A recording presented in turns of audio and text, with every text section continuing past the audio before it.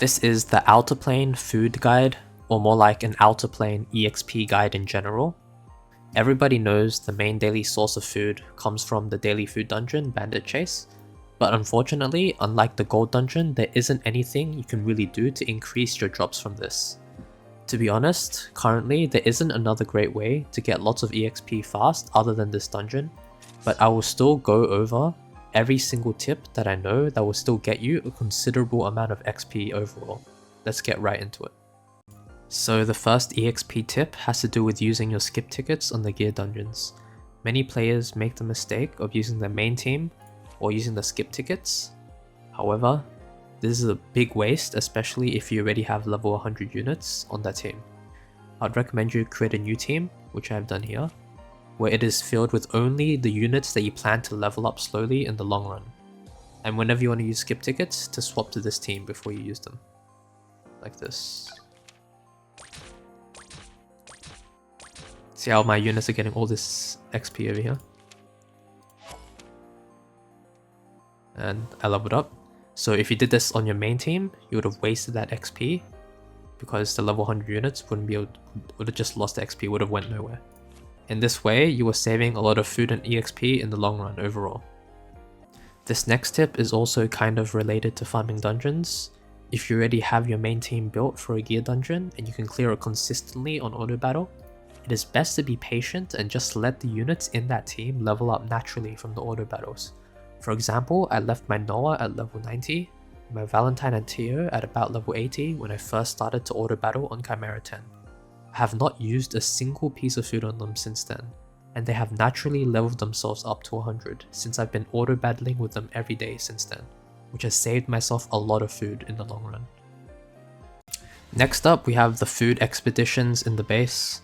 Most players probably already know about this, but having maxed upgrades on the expedition floor upgrades, time taken upgrades, and EXP upgrades can generate a lot of extra food every day.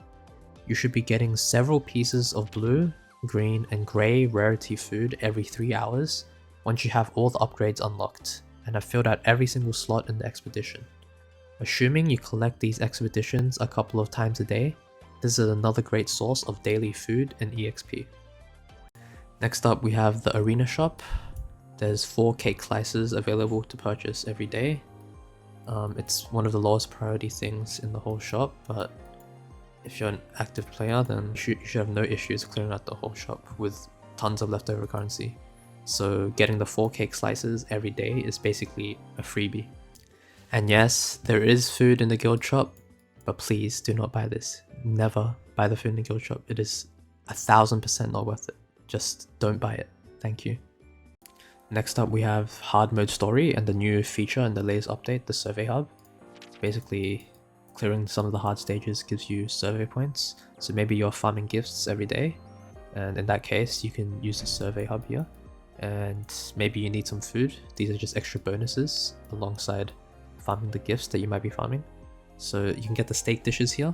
These are a bit more efficient than getting these, so you should always get these first. If you really need food, you can get 5 a week from here. And lastly, we have the current event shop. So you can get 5 steak dishes a week here for 30 of the currency. If you really need food, you can get this. Basically, if you do the hardest dungeon, which drops the most, and you have the full 50% currency bonus, you can get 24 of these per run at a cost of 10 stamina per run. So it's not bad, especially because you get about 10 to 15,000 gold as well per run. So you're also farming gold at the same time, and EXP if you really needed the steak dishes here. There's also a lot of food in the tower, but me talking about this isn't really relevant because everybody's going to be trying to climb as high as they can in the tower anyway, so they're going to get all the rewards anyway. So moving on. So that brings us to the end of our food guide. Hopefully you learn a couple of things, and combining them will save you a lot of food and EXP in the long run. And yeah, see you in the next video. Peace.